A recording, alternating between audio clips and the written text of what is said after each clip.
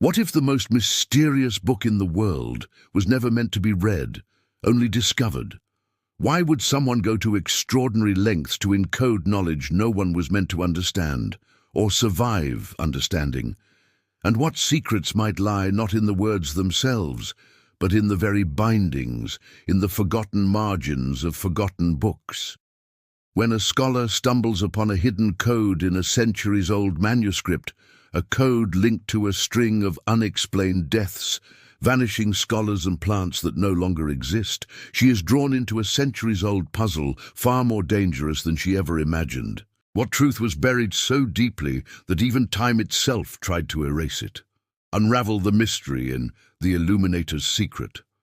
But be warned, some pages were never meant to be turned. The Illuminator's secret, a tale of medieval manuscripts.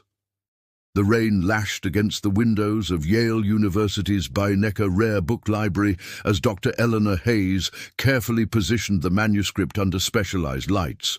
Her fingers, protected by thin cotton gloves, trembled slightly as she examined the peculiar marginalia on the weathered vellum page of the Voynich Manuscript. "Find anything new?"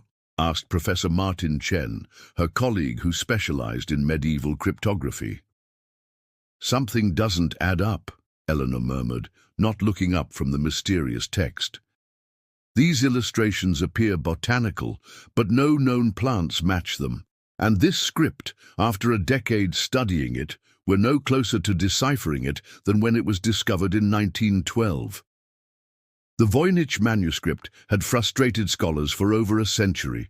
230 pages of elegant, flowing script in an unknown language, accompanied by bizarre illustrations of unidentifiable plants, astronomical diagrams, and small human figures in strange baths connected by elaborate plumbing systems.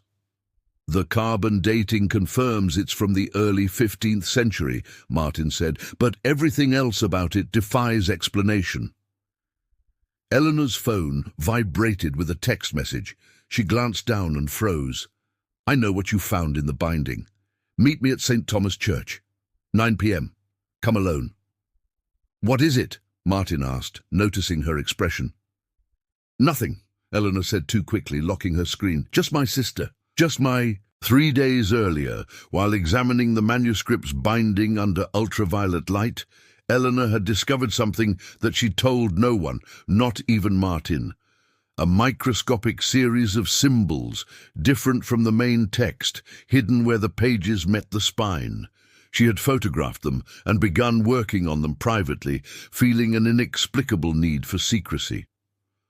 That evening, rain still falling in sheets, Eleanor stood in the shadowed corner of St. Thomas Church. The Gothic arches disappeared into darkness above her, and the only light came from flickering votive candles. "Dr. Hayes." The voice came from behind her. She turned to face an elderly man with a silver beard and eyes that reflected the candlelight. "I'm Dr. Johannes Werner," he said. "I believe we share an interest in hidden texts." "How did you know about the binding?" Eleanor demanded.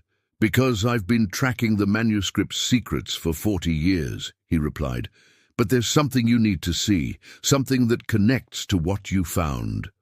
The following morning, Eleanor cancelled her classes and took a flight to Boston, then drove to a small private collection housed in a former monastery in Salem.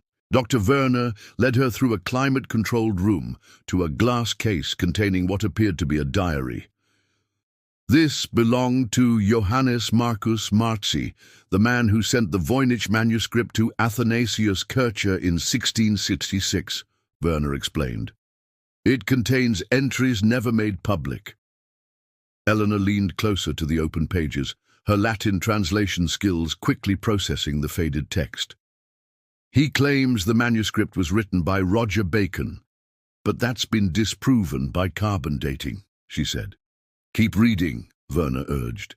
The diary described not the manuscript's origin, but its purpose. According to Marcy, the text was deliberately created as an unbreakable cipher, designed to hide information so dangerous that it needed to be preserved, but never easily read.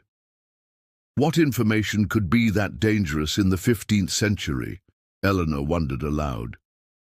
That's where your discovery comes in, Werner said. The symbols in the binding aren't part of the main cipher. They're a key, but not to the text itself.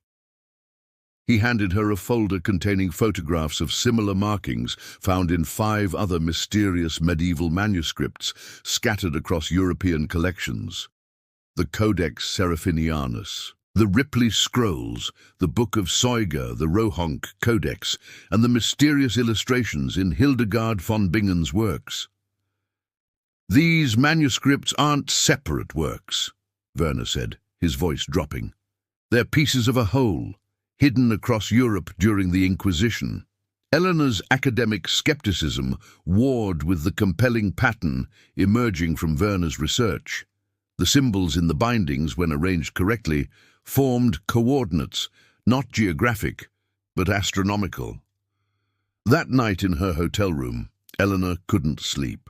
She spread the photographs across the bed, rearranging them repeatedly until a pattern emerged. The markings didn't form words, but a star chart, one that didn't match the medieval understanding of the heavens. Her phone rang, startling her. "Eleanor? It's Martin. There's been a break-in at the library. Someone accessed the Voynich without authorization." Her blood ran cold. "Was anything taken?" "No, but they left something. A small parchment tucked into the manuscript. It has your name on it." 2 days later, back at Yale, Eleanor examined the parchment under magnification. The message was brief. "Some secrets were hidden for a reason. Proceed with caution. You're not the first to discover the pattern." Research into previous Voynich scholars revealed a disturbing pattern.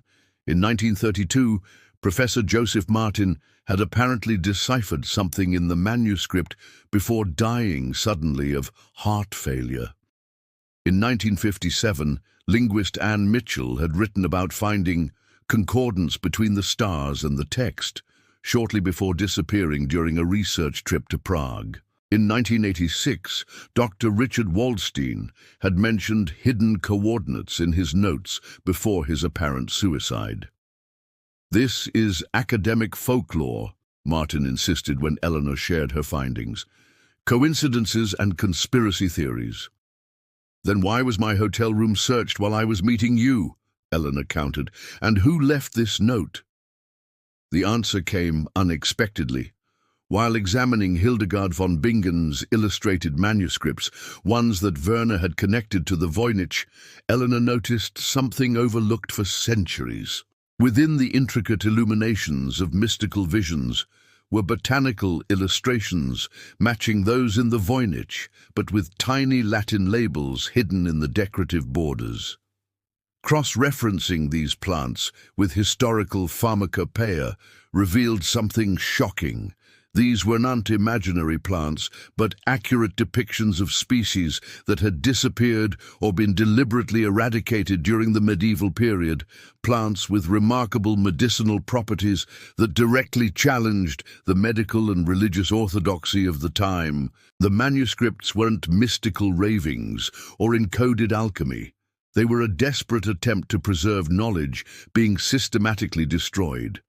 The astronomical charts weren't mysticism, but a sophisticated dating system to predict when certain rare botanicals would bloom or when astronomical conditions would enhance their efficacy.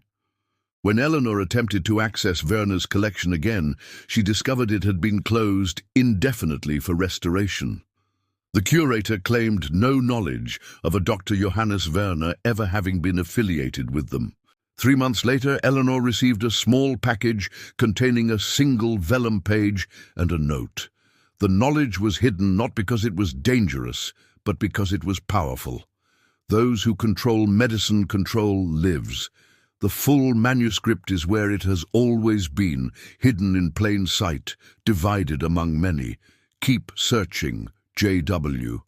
The mystery of the Voynich manuscript remained unsolved in academic circles. Eleanor published nothing about her discoveries, instead quietly traveling to monasteries and small collections across Europe, photographing marginalia and binding marks, slowly reassembling something that had been deliberately scattered 5 centuries earlier. Some nights, examining her growing collection of images, she wondered if she was following breadcrumbs left by long-dead scholars or being led down a path by unseen watchers. Other nights, she was certain she was on the verge of reconstructing knowledge so significant that multiple forces had worked to keep it fragmented for centuries. The true power of medieval manuscripts, Eleanor realized, wasn't in their mysterious ciphers or beautiful illuminations. It was in the questions they continued to pose centuries after their creation, and in the minds they continued to captivate, drawing them into labyrinths of mystery where the boundary between knowledge and obsession blurred like ink on ancient vellum. Based on historical mysteries surrounding medieval manuscripts, particularly the Voynich Manuscript.